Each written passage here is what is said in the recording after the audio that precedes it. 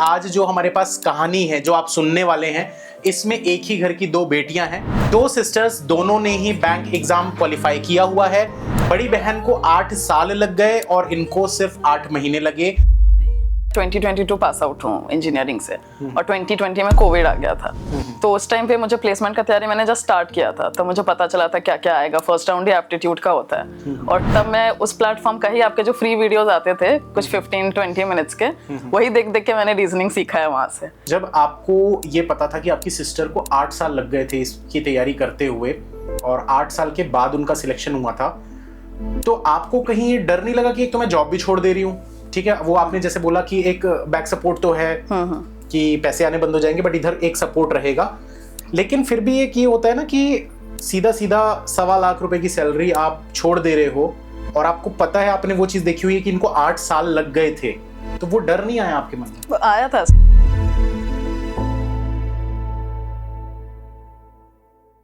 नमस्कार दोस्तों, स्वागत है आप सभी का बैंकिंग क्रॉनिकल यूट्यूब चैनल पर। तो आज हमारे साथ यहाँ पर एक ऐसी कहानी है, मतलब वैसे तो हमारे साथ यहाँ पर बैठी हैं Anjali. Hello Anjali. Hello sir. कैसे हो आप? बहुत बढ़िया। तो ये हमारी दूसरी मुलाकात है।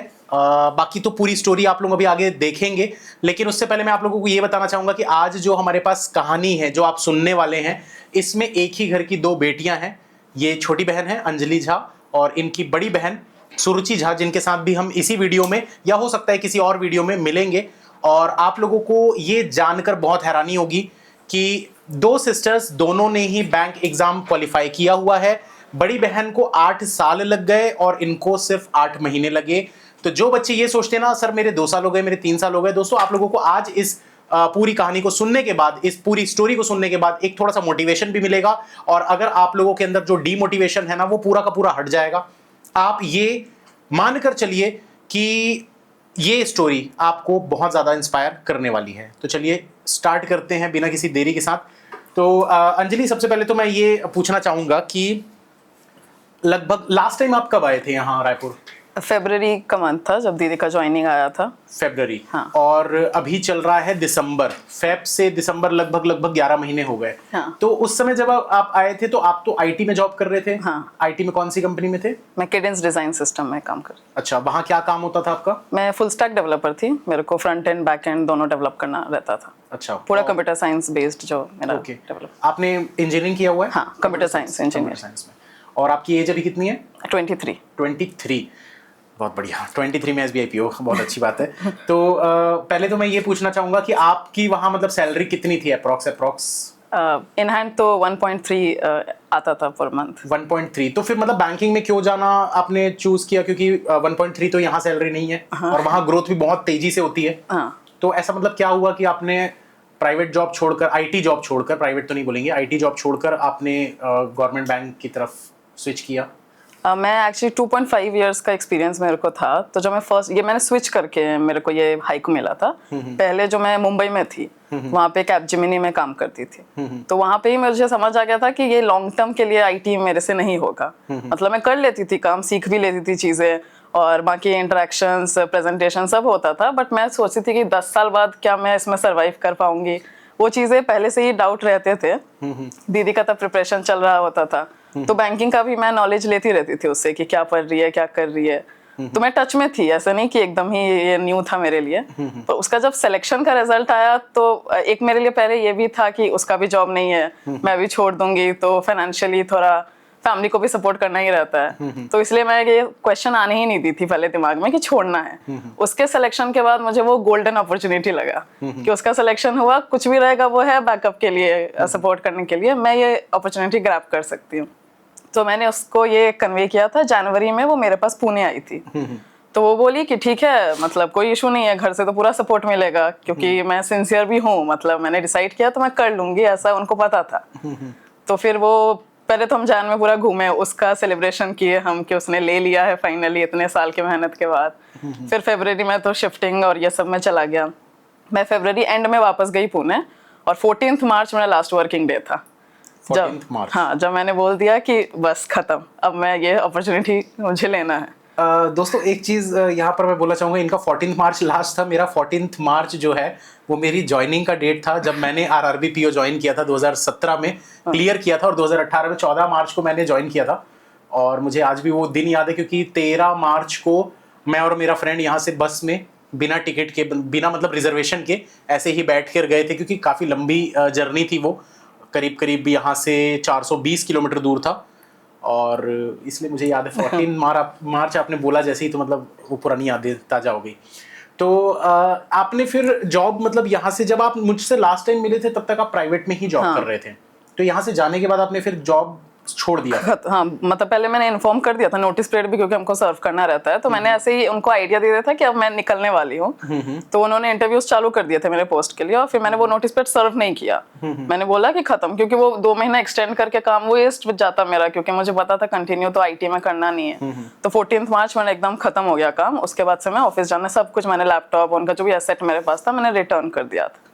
फिर मेरे पास ऑप्शन था कि मैं प्रिपरेशन ही करना था, घर पे ही करना था, घर कोलकाता भी जा सकती थी, रायपुर का भी ऑप्शन था मेरे पास कि यहीं आ जाओ दीदी के पास। पर वहाँ पे क्योंकि मेरा एनवायरनमेंट बना हुआ था, बुक्स कॉपी सब वहीं है, नए जगह जाऊंगी 1 महीने तो सेटलमेंट में लग जाते हैं, मुझे लगा कि नहीं इधर ही रुक जाते हैं, इस ईयर नहीं हुआ तो फिर जाएंगे, क्योंकि वो एक्सपेंस भी लगता ही है अकेले रहने का।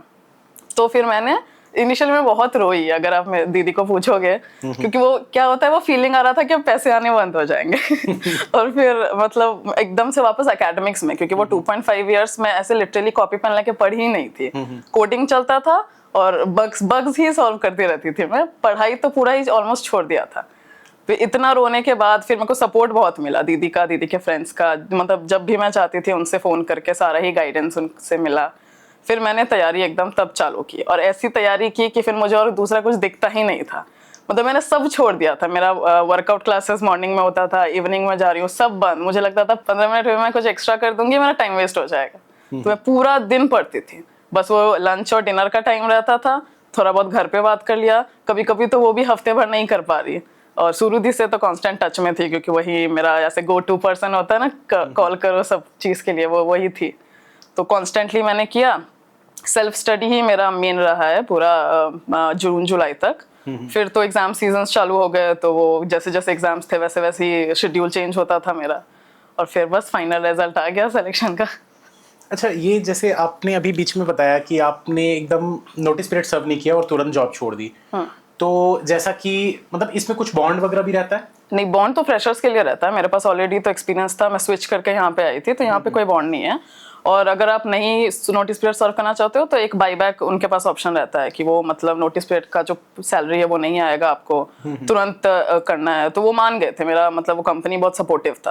अच्छा। वो बोल दिए थे कि ऑलरेडी हम और लोगों को हायर कर ही रहे हैं, तो एक और को कर लेंगे तुम्हारे पोजीशन पे। और थोड़ा अच्छा मैंने मतलब स्टोरी भी बोल दी थी उनको, मुझे निकलना ही पड़ेगा, ऐसे मैं नहीं कर पाऊंगी, तो वो मान गए थे।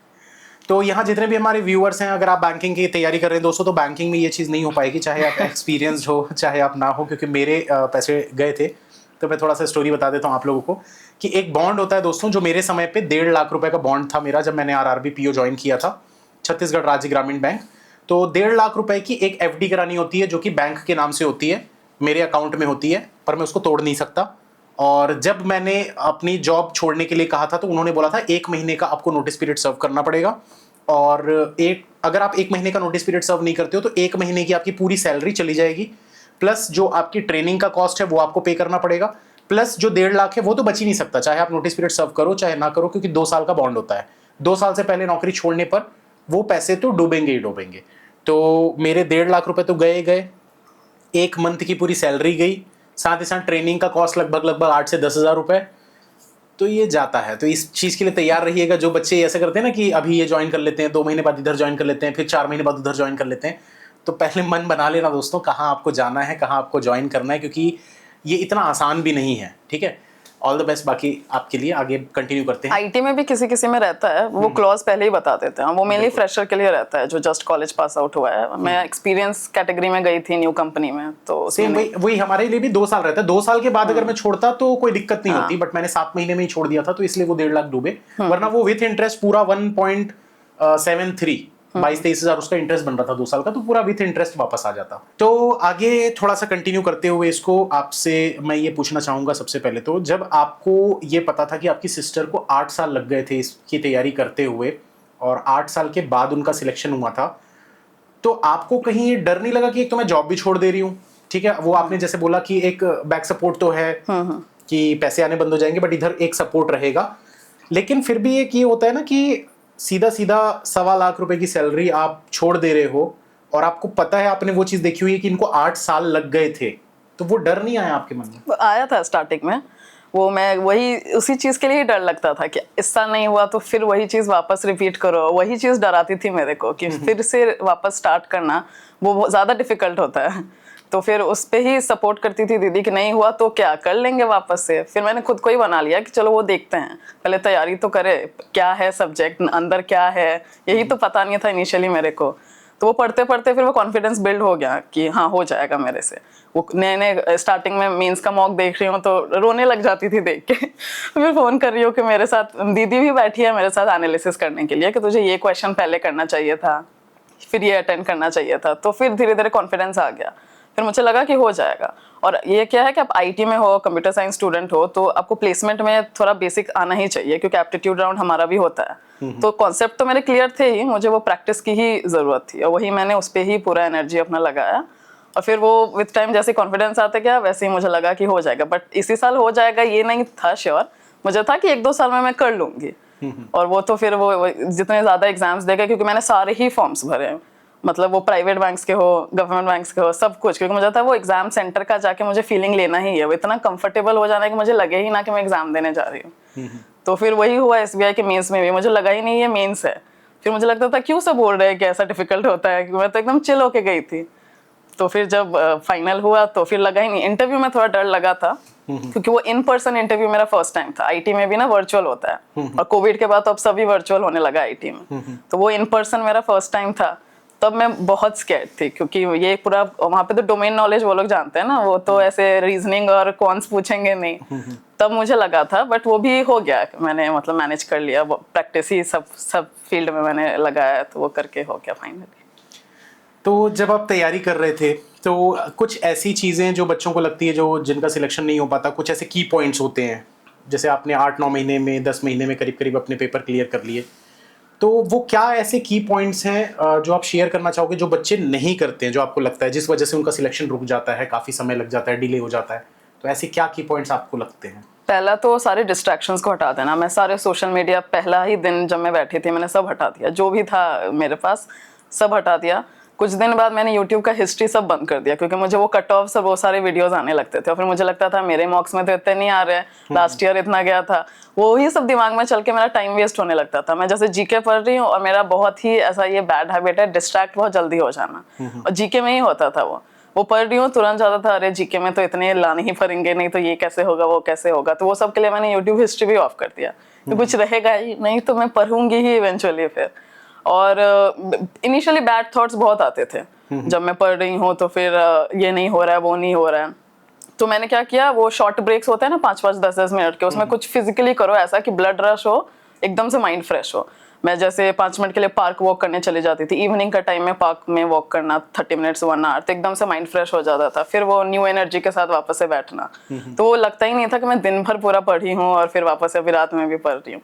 और बहुत डिसिप्लिन के साथ पढ़ना, मतलब अगर अभी टाइम है रीजनिंग का तो अभी रीजनिंग ही पढ़ो, ये नहीं कि आज मन नहीं कर रहा है तो कुछ और पढ़ लेते हैं, क्योंकि वो 1-2 दिन के लिए सही रहता है, तीसरे दिन फिर वो आदत बन जाती है, फिर लगता है कि अब तो नहीं पढ़ना। तो मुझे नहीं मन कर रहा है मैं फिर भी लेके बैठती थी 15 मिनट, थोड़ा उसको किया कि नहीं हो रहा है नहीं हो रहा है, फिर अभी कुछ है ही नहीं, क्या देखूं, फोन भी कुछ नहीं है, कहीं कोई है भी नहीं, दोस्तों को भी बोल दिया था कि अभी तो घूमना फिरना पूरा बंद, तो वापस पढ़ने पे ही आ जाती थी। तो फिर वही चलता था। डिस्ट्रैक्शन मेन है, मतलब जितने भी आपको लगते हैं कि कोई फ्रेंड डिस्टर्ब कर रहा है तो उनको बता दो कि अभी मेरे को पूरा फोकस यही है, यही 3 मंथ से। और ना लोग ना अपने आप को बोलते हैं कि अगर आज इस साल नहीं हुआ तो अगले साल करेंगे, ऐसा सोचो यही मेरा लास्ट अटेम्प्ट है। मैं हमेशा बोलती थी कि इस साल ही करना है मुझे, मतलब बताना है सबको कि मैंने इसी साल किया है, क्योंकि वो निकाल तो 4 साल बाद भी लोगे, 8 साल बाद भी लोगे, पर वो उतना क्यों ही डालना। मेरे को यही थॉट बस डराता था कि अगर मैं नहीं कर पाई तो वापस से रिपीट नहीं होगा मेरे से, क्योंकि वो ज्यादा एनर्जी लगता है ना उस चीज में। सेम वही चीज है, वही चीज है, वही पढ़ो, फिर वापस से एनालाइज करो। अच्छा सब डाल दो अपना इसी टाइम पे, फिर नहीं हुआ तो वो तो चलो देखा जाएगा कि कहाँ गलत गए थे, पर ऐसा सोचो ही मत कि और अटेम्प्ट्स हैं, सोचो इसी साल ही कर डालना है सब कुछ। देख रहा है विनोद। हम 9 साल से वही चीजें पढ़ा रहे हैं बार बार, और आजकल बच्चे दूसरे साल वो नहीं करना चाहते। खैर अच्छी बात है, ये क्यों ही करना है, जब आपका सिलेक्शन 1 साल में हो सकता है तो क्यों ही दूसरे साल करना है। हमारा तो वो काम है कि हमको तो वही चीजें पढ़ानी है। हर साल फ्रेशर एक नए बच्चे आते हैं और वही चीजें पूरा मतलब बिल्कुल बेसिक से हमको पढ़ाना होता है उनको। तो अंजलि, काफ़ी मतलब अच्छी ये स्टोरी चल रही है कि आपका जो तैयारी थी वो किस तरीके से डेडिकेशन के साथ एकदम चली है। तो इस डेडिकेशन के साथ साथ मैं ये भी पूछना चाहूँगा कि आपका रूटीन कैसा रहता था, मतलब मॉर्निंग से लेकर एक नाइट तक का, क्योंकि काफ़ी बच्चे ये पूछते हैं कि हमको क्या रूटीन डेली फॉलो करना चाहिए। लेकिन दोस्तों एक चीज़ आपको बोलूँगा, आप किसी का रूटीन कॉपी मत करिएगा, आप सिर्फ सुनिए, इंस्पायर होइए, अपना रूटीन खुद बनाइए, चीजें पॉइंट्स उठाइए कि ये क्या करते थे क्या नहीं करते थे। ठीक है, पूरा का पूरा आप किसी और का रूटीन कॉपी नहीं कर सकते, क्योंकि आप एक डिफरेंट पर्सन है, ये एक डिफरेंट पर्सन है, हर किसी का रूटीन डिफरेंट होता है। हाँ, आप उससे अच्छी आदतें सीख सकते हैं, अच्छी आदतें बना सकते हैं। तो आपका क्या रूटीन रहता था? पहले मैं जैसे 8 बजे उठा करती थी आईटी के टाइम पे, क्योंकि मेरे को 9:30 तक ऑफिस जाना रहता था। फिर मैं स्टडीज के टाइम पे 6 बजे उठने लग गई। मुझे लगा वही बहुत जल्दी है, 6 से रात तक पढ़ो और क्या ही काम है।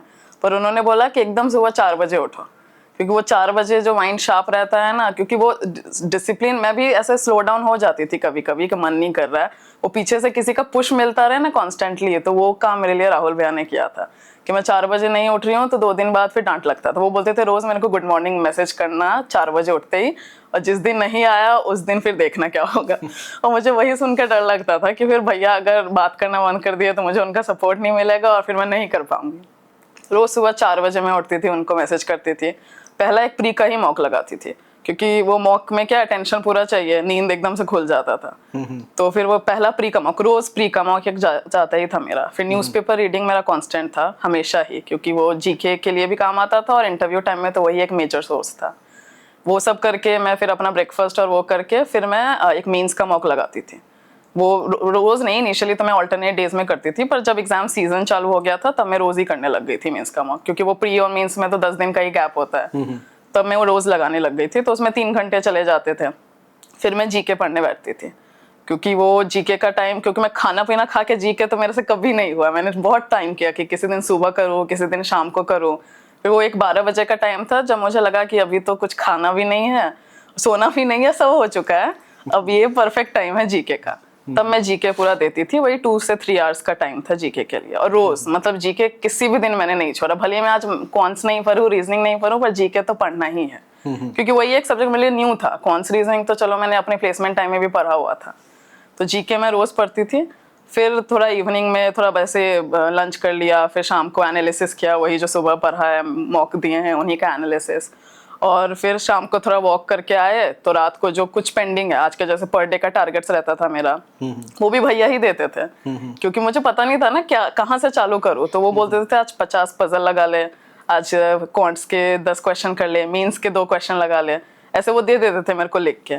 रिसोर्स तो मेरा ही रहता था कहाँ से करना है क्या करना है, पर वो एक टारगेट, तो मुझे वो सोचना नहीं पड़ता था अब क्या पढ़ूं अब क्या करूं, क्योंकि वो लिखा हुआ है, भैया का दिया हुआ है, उस हिसाब से मैंने कर लिया। कुछ भी वो टारगेट में पेंडिंग है वो मैं रात को देखती थी, तो वो फिर ऐसे ही मेरा फुल डे चलता था। संडेज को मैं ब्रेक लेती ही थी, क्योंकि मैंने 1-2 बार ट्राई भी किया था कि नहीं एग्जाम पास में है, संडे को भी ब्रेक लूंगे, टाइम वेस्ट जाएगा। कांस्टेंट में पढ़ रही हूँ मंडे टू संडे, फिर वापस मंडे, तो वो ट्यूसडे वेडनेसडे जाता तक इतना एग्जॉस्ट हो जाती थी कि पूरा वीक मेरा ऐसे वेस्ट जाता था, मैं वो एनर्जी ही नहीं शो कर पाती थी। इसलिए मैं संडे को तो ब्रेक लेना एकदम कांस्टेंट कर दी, कुछ भी हो जाए, मंडे को एग्जाम है, संडे को एग्जाम है, कुछ भी है, संडे तो ब्रेक लेना ही है। तो पूरा दिन, पूरा एवरी संडे मेरा ब्रेक था, Monday to Saturday full energy के साथ पढ़ाई। तो संडे ब्रेक मतलब क्या करते थे उस दिन? मूवी देख लिया, या अगर बाहर ही जाना है तो थोड़ा पास में मॉल है, कुछ भी है, मतलब कुछ भी जो अपने आप को माइंड रिलैक्स हो, स्टडीज से बिल्कुल दूर। और उस दिन तो छूना ही नहीं है, मैं स्टडी टेबल के ही पास नहीं जाती थी। और अकेले रहती थी मैं पुणे में, तो मैं कुकिंग क्लीनिंग भी वही मेरा रहता था, संडेज को भी मैं क्लीनिंग कर रही हूँ, सब कुछ कर रही हूँ, उसमें ही वो दिन चला जाता था। फिर वो माइंड में हो जाता था कि आज तो मैंने पढ़ा नहीं, कल एकदम एनर्जी के साथ सुबह उठेंगे, तो फिर मंडे मेरा एकदम एनर्जेटिक और प्रोडक्टिव जाता था पूरा। तो दोस्तों यहाँ पर अभी आप लोगों ने सुना होगा कि अंजलि अभी जो राहुल भैया के बारे में बात कर रही है, ये राहुल भैया वही हैं जो एपिसोड 1 वाले हैं। हमारा पॉडकास्ट, उनका सबसे पहला पॉडकास्ट उन्हीं से स्टार्ट हुआ है, और ये 2026 जो है पूरा का पूरा राहुल जी ने ही स्टार्ट किया है। मेरा बहुत पुराना स्टूडेंट है राहुल सुरुचि, और ये उन सुरुचि की बहन है। आगे इस पॉडकास्ट में अगर आप भी एक सिलेक्टेड स्टूडेंट है, या अगर आपके कोई सिलेक्टेड कोई फ्रेंड हैं जो आना चाहते हैं, ऐसे अपनी जर्नी एक्सपीरियंस बताना चाहते हैं, चाहे वो सिलेक्टेड 2 साल पहले हो, 4 साल पहले हो, 8 साल पहले हो, अपने पूरे बैंकिंग की जर्नी बताना चाहते हैं या अपनी बैंकिंग की प्रिपरेशन की जर्नी बताना चाहते हैं, तो नीचे दिए गए इस नंबर पर दोस्तों कांटेक्ट कर लीजिएगा, या फिर एक ईमेल आईडी भी आप लोगों को शो हो रही होगी, इस पे आप मेल करके भी आ सकते हैं रायपुर, मुझसे मिल सकते हैं और इस शो में पार्टिसिपेट कर सकते हैं। तो इसको कंटिन्यू आगे करते हैं। अच्छा अंजलि, एक चीज़ और मैं यहाँ पर पूछना चाहूँगा कि जैसे मैं जब तैयारी कर रहा था तो उस समय तो रिसोर्सेज की बहुत ज़्यादा कमी होती थी, क्योंकि कुछ होता नहीं था। हम तो ऑफलाइन कोचिंग एक मैंने कर ली थी, फिर मैंने एक पेनड्राइव कोर्स खरीद लिया था मैंने, फिर वो भी कर लिया था। फिर मैंने बुक्स भी, मतलब जैसा कि मैं स्टूडेंट्स को भी बताया हूँ कि करीब मैंने इतनी बुक्स सॉल्व की थी कि मेरी हाइट 6 फीट अप्रॉक्स है, और मतलब ज़मीन से अगर रखना चालू करें तो उतनी बुक्स आ जाएंगी। इतनी बुक्स मैंने प्रैक्टिस कर ली थी। तो प्रैक्टिस के लिए आप क्या सोर्सेस फॉलो करते थे? मतलब आप नाम ना भी लें तो भी चलेगा, मतलब क्या पीडीएफ्स यूज करते थे, वेबसाइट्स यूज करते थे, मॉक टेस्ट यूज करते थे, या क्लासेस यूज करते थे, वो आप बता दीजिए।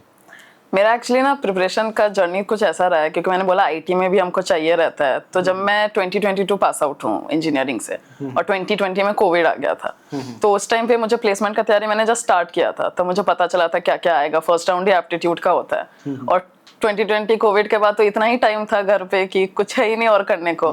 तब ना मेरी दीदी, आप एक प्लेटफॉर्म पे पढ़ाते थे, तो वो आपके क्लासेस करती थी उस टाइम पे।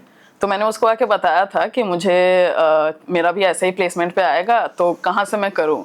तो उसने भी आपका सजेस्ट किया था। तब मैं उस प्लेटफॉर्म का ही, आपके जो फ्री वीडियोस आते थे कुछ 15-20 मिनट्स के, वही देख देख के मैंने रीजनिंग सीखा है वहाँ से। और फिर क्वांट्स के लिए तो मैं बुक यूज़ करती थी उस टाइम पे। क्वांटम कैट का एक बुक आता है, उस टाइम पे मैं क्वांट का वही से प्रैक्टिस की थी, और इंग्लिश तो आता नहीं था आईटी के प्लेसमेंट में। तो ये दोनों मैंने पूरा कोविड ऐसे ही किया, बेसिक सीख लिया, वही सर्कल और स्क्वायर बना के जैसा अपने उधर सिखाया था, रीजनिंग के पजल्स तभी सीख लिया था। प्लेसमेंट हो गया, फिर मैंने तो छोड़ ही दिया था ये सब, क्योंकि मैं पूरा कोडिंग में चली गई थी। फिर जब मैं वापस आई तो क्योंकि पहले ही ऐसा सीख लिया था ना कि मुझे नीड नहीं पड़ा कुछ नया सीखने का। मैंने प्री के मॉक्स लगाया तो मुझे लगा कि मुझे आते हैं, बस मुझे प्रैक्टिस चाहिए, क्योंकि वो लैंग्वेज मेरे को पहले समझ नहीं आते थे। क्योंकि वो वन अबव मतलब क्या है, एक छोड़ के है कि एक डायरेक्ट अबव है इमीडिएटली, वो सब लैंग्वेज मैंने मॉक से ही लैंग्वेज को समझ लिया था। फिर मेंस के लिए भी मुझे था कि बुक से करूँ, पीडीएफ से करूँ, तो मैंने चालू किया था, क्योंकि उस टाइम पे कुछ नोटिफिकेशन आए नहीं थे। तो मुझे लगा कि लास्ट ईयर के हिसाब से सर भी आरआरबी का ही एग्जाम पहले होगा, जो कि इस बार हुआ नहीं था, सर पूरा शेड्यूल ऊपर नीचे था। तो आरआरबी का ही मैंने एक पीडीएफ निकाला था, और उसके ही पजल्स मैंने, अब टेलीग्राम पे ही मुझे वो पीडीएफ्स मिले थे, मैंने चालू किया था। फिर मुझे लगा कि मेरा हैबिट ऐसा है कि अगर टाइमर ना हो तो मैं बहुत स्लो हो जाती हूँ। ऐसे लगता है मेरा हाथ ही नहीं चल रहा है, बॉडी पूरा रिलैक्स्ड हो जाता है। तो अगर वो पजल जो नॉर्मली मेरे को 2 मिनट लेगा, वो विदाउट टाइमर में 5 मिनट आराम से कर रही हूँ, उसको बना रही हूँ। तो ये हैबिट मेरे को बहुत जल्दी पता चल गई थी कि ये मैं टाइम वेस्ट कर रही हूँ। अगर मैं 1 घंटे में आराम से बना सकती हूँ 20 पजल, तो विदाउट टाइमर मैं बहुत स्लो जा रही हूँ। तो फिर मैं कंप्लीटली मॉक्स पे स्विच कर गई कि प्रैक्टिस भी मॉक, और ऐसा नहीं है कि मॉक बहुत लिमिटेड है। अगर मैं दो अलग अलग सोर्स के मॉक्स मैंने परचेज किए थे, और आप परचेज करोगे अगर 2025 का, तो 24 का भी अवेलेबल रहता ही है। तो और डिफरेंट एग्जाम्स का आप दो, ऐसा नहीं है कि एसबीआई है तो सिर्फ एसबीआई का ही देना है। तो मैं रोज ऑल्टरनेट एग्जाम्स के देती, आज एसबीआई का दे दिया, कल आईबीपीएस का दे दिया, किसी दिन आरआरबी का दे दिया। तो कंप्लीटली मॉक्स पे मैं रिलाई करती थी, और उसी का ही फिर एनालिसिस करती थी कि मैं कहाँ गलत गई। फिर पता चल जाता था कि ये कुछ नया है, मुझे समझ नहीं आ रहा है। फिर वो मैं टॉपिक आपका नाम डाल के सर्च करती थी, आपके प्लेलिस्ट में दिख जाता था कि वो कहाँ पे है, फिर वो वीडियोस देखना। जैसे मैं सिलोजिज्म का डायग्राम भूल गई थी, क्योंकि बहुत पहले पढ़ा हुआ था। तो आपके वो 30 मिनट्स के 3-4 वीडियोस है, तो एक वीडियोस में मैं नॉलेज गेन करती थी, दूसरे में आपके साथ साथ बनाती थी, तीसरे में आपका वीडियो पॉज करके बनाती थी। और फिर जब मुझे लगा कि हम सेम पेज पे है, फिर मैं वीडियो छोड़ के फिर मॉक। तो ऐसा ही मेरा सारा ही गया। वो मिसलेनियस क्वेश्चन फिर मुझे नए लगे, क्योंकि अभी पैटर्न भी चेंज होने लगा है। फिर मैंने सर्च किया आपका प्लेलिस्ट, ऐसे 2-3 वीडियोस देखे, फिर वापस मॉक्स। तो सीख लेती थी मैं तुरंत, और फिर मॉक्स पे ही देखती थी अपना टेस्ट करके नॉलेज। और मॉक्स ही मतलब मेरा मेजर सोर्स था, और टॉपिक सर्च करके अगर किसी पे डाउट है या कुछ न्यू लग रहा है, तो ऐसा ही सारे सब्जेक्ट का ही गया है। तो अंजलि, जैसा कि आपने शुरू में बताया, आपने और भी बहुत सारे एग्जाम्स फिल किए थे, आपने प्राइवेट बैंक के भी फिल किए थे, तो इसके अलावा और कौन कौन से एग्जाम इससे पहले निकले थे या अभी निकले हुए हैं ऑलरेडी? एकदम स्टार्टिंग में जून में मेरा ITBI निकला था, पर उसका इंटरव्यू मैंने दिया नहीं क्योंकि वो क्लैश कर रहा था इंटरव्यू का मेरे SBI के प्रीलिम्स के साथ। मतलब 1-2 दिन का ही गैप था और इंटरव्यू के लिए मुझे कोलकाता ट्रैवल करना पड़ता। तो फिर मैंने सोचा कि SBI ही ज़्यादा फोकस करते हैं, तो वो मैं नहीं गई। फिर इंडियन ओवरसीज बैंक का LBO क्लियर हुआ था, उसका भी इंटरव्यू चेन्नई में दिया था, तो वो मैं नहीं गई, वो रिसेंटली हुआ था उसका। फिर SBI का इंटरव्यू मैंने क्लियर किया है अभी, और IBPS का इंटरव्यू दिया है। इसके अलावा अभी और भी एग्जाम्स दिए हैं मैंने, इंश्योरेंस के एग्जाम्स दिए हैं जिनका रिजल्ट अभी आया नहीं है। OICL का मींस क्लियर हो गया है, उसका भी अभी IBPS PO का भी इंटरव्यू हो गया। इंटरव्यू हो गया? कैसा गया इंटरव्यू? अच्छा गया था। क्या उम्मीद है उसमें? देखते हैं, ऐसे तो अच्छा गया था एग्जाम। वैसे भी क्या ही फर्क पड़ता है क्योंकि ऑलरेडी SBI PO हो गया तो IBPS PO से क्या ही फर्क पड़ता है। अच्छा, इंटरव्यू में वैसे पूछा क्या गया था? मतलब IBPS, पहले SBI के बारे में बात करते हैं। SBI में क्या पूछा गया था इंटरव्यू में? SBI का इंटरव्यू तो ऐसा है कि GD और GE राउंड होता है और फिर इंटरव्यू होता है, वो 50 मार्क्स का टोटल है। तो GD में तो हमको ऐसे टॉपिक दिया था कि FDI whether it is good और बैड फॉर इंडिया। तो हम 10 लोगों का एक पैनल था और 2 पैनल मेंबर सामने बैठे हुए थे, तो हमने उस पर डिस्कशन किया, पूरा ग्रुप डिस्कशन। किसी ने पॉजिटिव पॉइंट्स बोले, किसी ने नेगेटिव पॉइंट्स। सबका जब हो गया, हमको 20 मिनट्स का टाइम दिया था और कंक्लूजन भी लाने के लिए बोला था, और हमने कर दिया, वो कंक्लूड भी हमने अच्छे से कर दिया। फिर नेक्स्ट था GE राउंड, जिसमें हमको 6 पॉइंट्स दिए गए थे और अपने प्रेफरेंस के अकॉर्डिंग उसको अरेंज करना था, और फिर एक ग्रुप डिस्कशन करके एक कॉमन पॉइंट पे कंक्लूड करना था। वो भी हम सब ने कर दिया था। मतलब इनिशियली तो आर्गुमेंट्स हुए कि नहीं ये होना चाहिए, वो होना चाहिए, बट इवेंचुअली 20 मिनट्स में हमें कॉमन पॉइंट पे आ गए थे। फिर एक एक करके इंटरव्यू चालू होगा, वो डिले हो गया था क्योंकि जो हम, जैसे मैं 3rd पैनल पे थी और 2nd पैनल का बीच में कुछ तो ग्लिच आ गया था, और उनके मतलब CGM सर को कहीं जाना पड़ गया था, तो उनका ही ओवर हुआ आई गेस 4 PM के अराउंड। तो हमारा उसके बाद चालू हुआ, तो उनको भी जल्दी थी, तो 10-10 मिनट ही हम लोग के गया सबका इंटरव्यू, हमारे पैनल का। तो मुझे तो पहले, क्योंकि मैं इंजीनियरिंग बैकग्राउंड से हूँ, तो मुझे इंजीनियरिंग के 2 क्वेश्चंस पूछे गए कि SDLC लाइफ साइकिल जो है उसको एक्सप्लेन करने के लिए, और फिर मतलब मैंने जो प्रोजेक्ट में काम किया है उसमें साइबर सिक्योरिटी का कैसे मैंने यूज़ किया है, तो वो मैंने एक्सप्लेन कर दिया था। और फिर एक सर ने बैंकिंग अवेयरनेस से रिलेटेड पूछा, SLR क्या होता है, SRR क्या होता है। फिर एक मैडम थी जो पूरा करंट अफेयर्स पूछी, अभी GDP का फोरकास्ट कितना है, पहले कितना था, और न्यूज़पेपर में अगर मैं पढ़ती हूँ तो उसके एडिटर कौन है, या फिर अभी करंटली क्या क्या न्यूज़ मैंने पढ़े हैं, तो मैंने सब एक्सप्लेन किया। तो उन्होंने उस पे से क्वेश्चंस किए, या मेरे पॉइंट जानना चाहा उन्होंने, तो भी वो भी मैंने बताया। फिर एक सर थे जिन्होंने हाइपोथेटिकल एक सिचुएशन दिया था कि अगर वो मुझे नहीं लेके किसी और को लेंगे तो मुझे कैसा फील होगा, तो उस पर भी मैंने वो अपने अकॉर्डिंग आंसर कर दिया था। इसका आंसर पे जानना चाहूंगा, क्या किया था आपने? उन्होंने एज के अकॉर्डिंग बोला था कि you are very young, 23 age है बस, और अभी जो लोग गए हैं इंटरव्यूज देखे वो 27-28 के थे। तो अगर मैं बोलूँ कि सिर्फ एज के बेसिस पे अगर लेना है तो मैं उनको लूँगा, तुमको नहीं, तो तुमको कैसा लगेगा? तो मैंने बोला कि ऐसे तो पहले मुझे बुरा लगेगा, पर क्योंकि SBI ये नहीं करता है ये चीज़, क्योंकि वो 21 एज के बाद ही एलिजिबल कर देता है लोगों को अप्लाई करने के लिए, तो सब अपनी हार्डवर्क से ही यहाँ आए हैं, और हार्डवर्क से ही जिसने क्लियर किया उसको चांस मिलना चाहिए। तो मुझे हाइपोथेटिकल था, तो मैंने वैसा ही आंसर किया कि मुझे फिर डिसहार्टन होने की ज़रूरत ही नहीं पड़ेगी क्योंकि SBI ऐसा करता ही नहीं है। तो सर ने स्माइल किया और फिर ऐसा लगा कि वो सेटिस्फाई है मेरा आंसर से। फिर उसके बाद और भी CGM सर ने और कुछ मेरे वर्क रिलेटेड ही पूछा कि अभी मैं कहाँ हूँ, फादर क्या करते हैं, सिस्टर कौन से बैंक में है। कुछ अराउंड 10 मिनट्स ही चला, 10 to 12 मिनट्स, और फिर मतलब उनके रिएक्शन देख के लगा कि दे वर हैप्पी, और मुझे मार्क्स भी वैसा ही मिला है। 30 में मुझे 28 मिला इंटरव्यू में। बहुत बढ़िया। तो फिर वो कॉन्फिडेंस से नजर भी आ रहा है, मतलब जिस तरीके से ऐसे बात हो रही है यहाँ पर, कॉन्फिडेंस दिखता है। दोस्तों, मैं अक्सर आप लोगों को कहता हूँ कि अगर आप एक ऑफिसर बनना चाहते हैं ना, तो आपकी वो क्वालिटी आपकी बातों में ही नजर आ जाती है। आप ऑफिसर की तरफ बात कर पा रहे हो कि नहीं, आप कहीं नजरें चुरा तो नहीं रहे हो, आप ऐसे ऐसे तो नहीं कर रहे हो, आप घबरा तो नहीं रहे हो, लड़बड़ा तो नहीं रहे हो बोलते बोलते। तो इसलिए ये सब चीज़ें बहुत मैटर करती है। अगर आप ये सब चीज़ें नहीं कर रहे हो दोस्तों, तो ये सब चीज़ों पे आप लोगों को ध्यान देना चाहिए, बहुत ज़रूरी चीज़ें हैं ये सब। तो इसके अलावा वैसे मैं तो आपकी फैमिली के बारे में पूरा जानता हूँ डिटेल, क्योंकि सुरुचि मेरी काफ़ी पुरानी स्टूडेंट रही है और मेरे फर्स्ट बैच की वो स्टूडेंट रही है। तो फिर भी एक बार हमारे ऑडियंस के लिए थोड़ा सा अपने फैमिली बैकग्राउंड के बारे में बता दीजिए। फैमिली में तो मेरी 2 एल्डर सिस्टर है और 2 यंगर सिबलिंग्स है मेरे। तो मेरी एल्डर सिस्टर तो IT में है, उनको भी 10+ ईयर्स का एक्सपीरियंस है। और फिर सुरुदि है जो इस बार RRB क्लियर की, और फिर मेरा तो ग्रेजुएशन के बाद ही IT में जॉब लग गया था।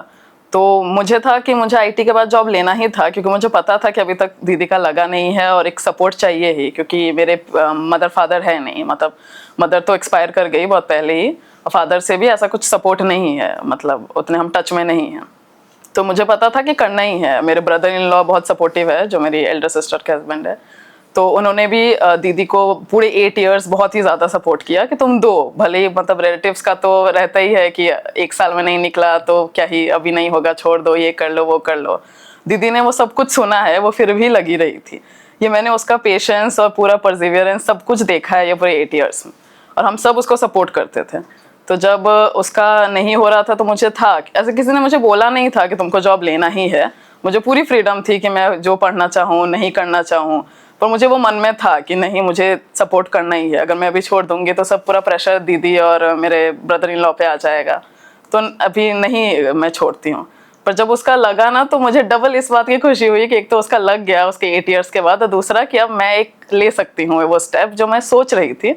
पर क्योंकि और ऐसा भी नहीं था कि वो कोई मना करता अगर मैं पहले बोल देती, पर वो मेरा मन नहीं मान रहा था कि मैं नहीं करूँगी। और शायद मैं इस फील्ड में नहीं आती अगर दीदी का सिलेक्शन नहीं हुआ रहता तो, क्योंकि वो थॉट में आने ही नहीं देती अपने माइंड में कि नहीं छोड़ना भी है। मैं उसी में भी कंटिन्यू कर लेती। 10 साल बाद लगता है कि मैं बर्न आउट हो गई हूँ, अब छोड़ दूंगी, ऐसा कुछ हो जाता तब। पर उसका हो गया सिलेक्शन, तो मैंने फिर टाइम लिया, बताया, सबने सपोर्ट किया। दीदी और जीजू का सामने से कॉल आया कि जो मन है करो, हमारा तो पूरा सपोर्ट है। और दीदी ने भी बोल दिया था कि मुझे तेरे में पोटेंशियल दिख रहा है, तू कर लेगी, ऐसे रोने का कोई ज़रूरत नहीं है, पर हो जाएगा, नहीं हुआ तो अगले साल कर लेंगे, बहुत तुम्हारे पास तो एज है, तो अभी तो आराम से कर सकते हो। तो मुझे लगा कि हाँ चलो है। और मैं बोलूँगी कि सूरुदी तो थी ही, उससे ज़्यादा सपोर्टिव मेरे पीछे राहुल भैया थे, क्योंकि मैं दीदी को सिर्फ ना इमोशनल सपोर्ट के लिए कॉल कर दी थी कि आज ऐसा फील हो रहा है, आज पढ़ने का मन नहीं कर रहा, मेरा टाइम वेस्ट हो रहा है।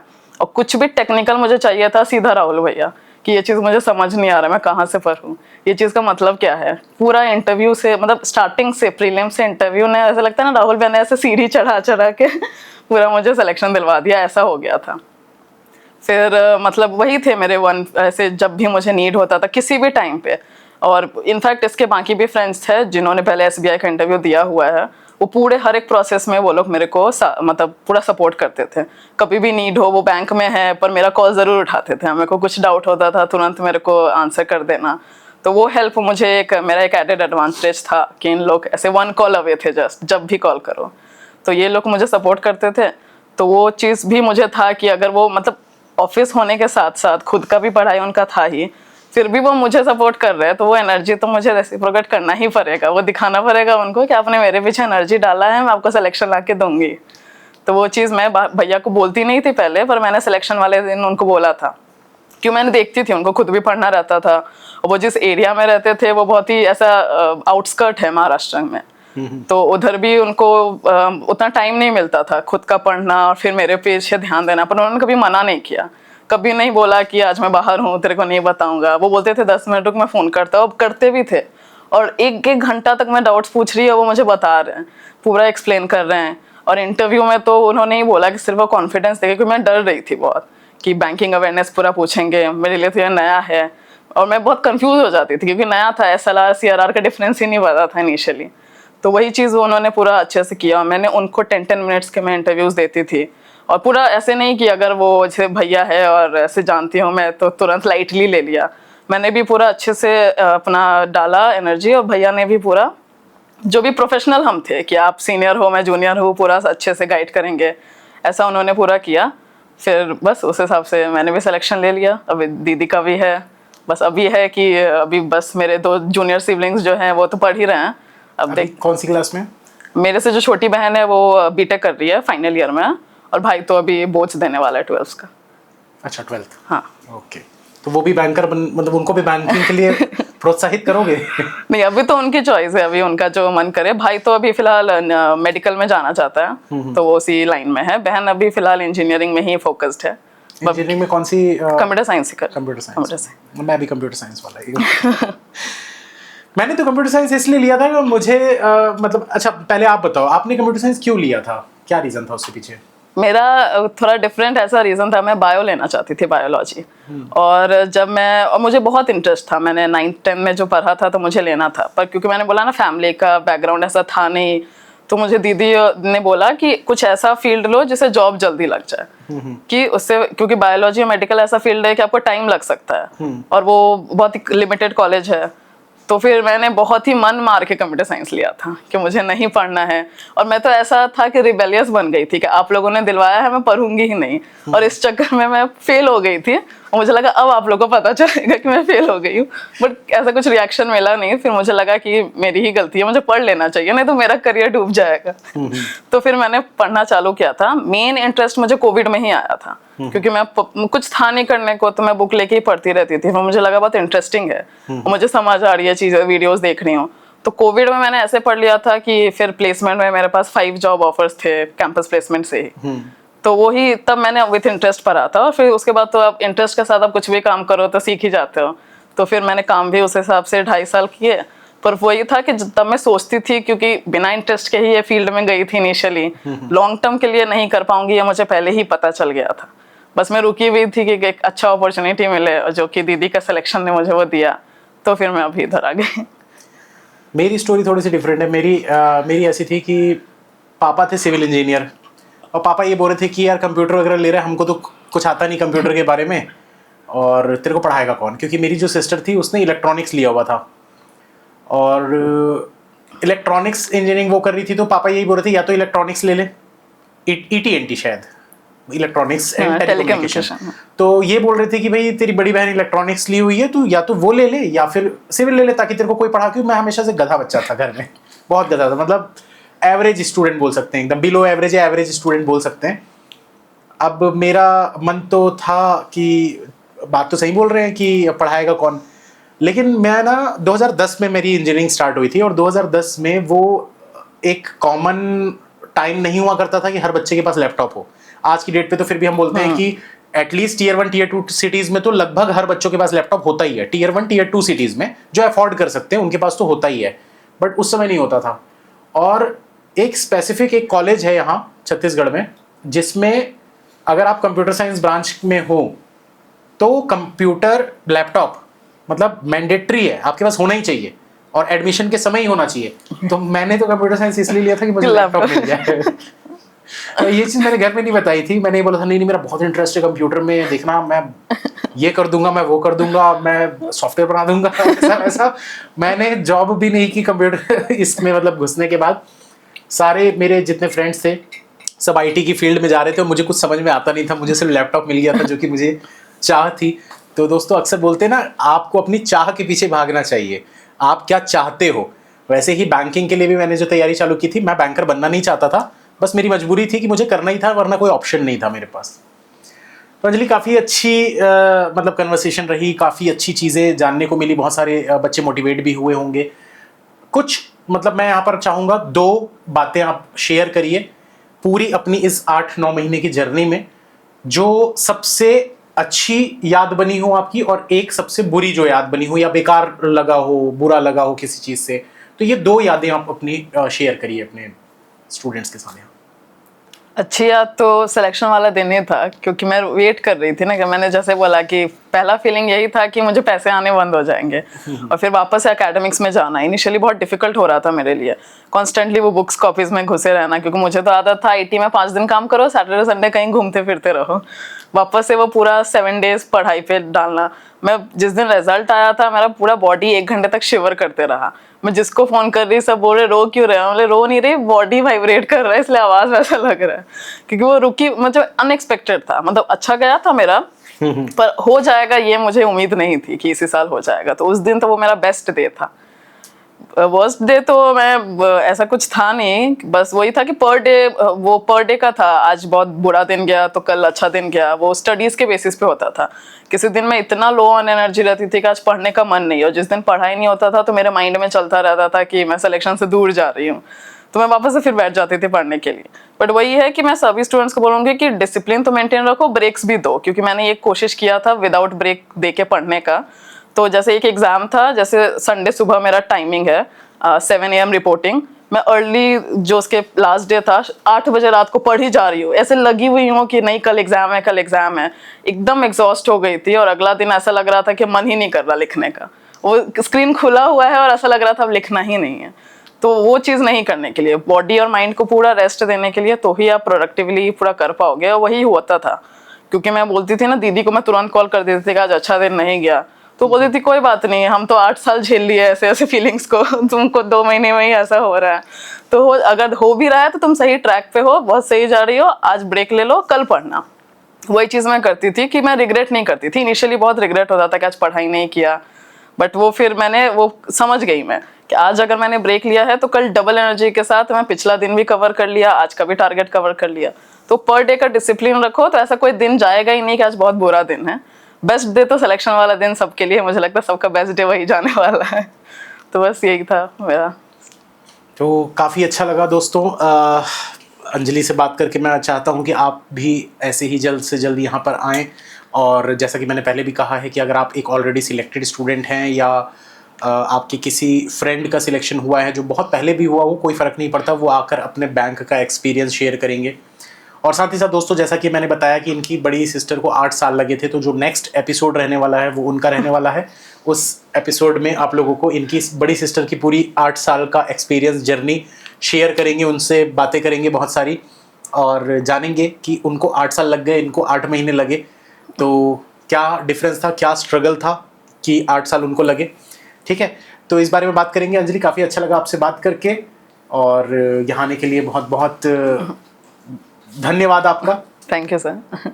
और बस मैं यही चाहूँगा कि आप ऐसे ही आते रहें, मिलते रहें। हालांकि बैंक में लगने के बाद मुझे लगता नहीं है कि आपको मौका मिलेगा, पर हाँ, कभी छुट्टियाँ मिले तो बिल्कुल आइए, क्योंकि बैंक की जॉब मुझे पता है थोड़ी हेक्टिक तो रहती है, और छुट्टी अगर मिलती भी है तो इंसान को ये लगता है यार अपने परिवार को समय दें। फिर भी आपकी सिस्टर यहीं है, तो जब भी आप मिलने आए उनसे तो हमसे भी मिलने ज़रूर आया करिए। बिल्कुल sir, thank you so much. Okay, all the best. Thank you sir, thank you.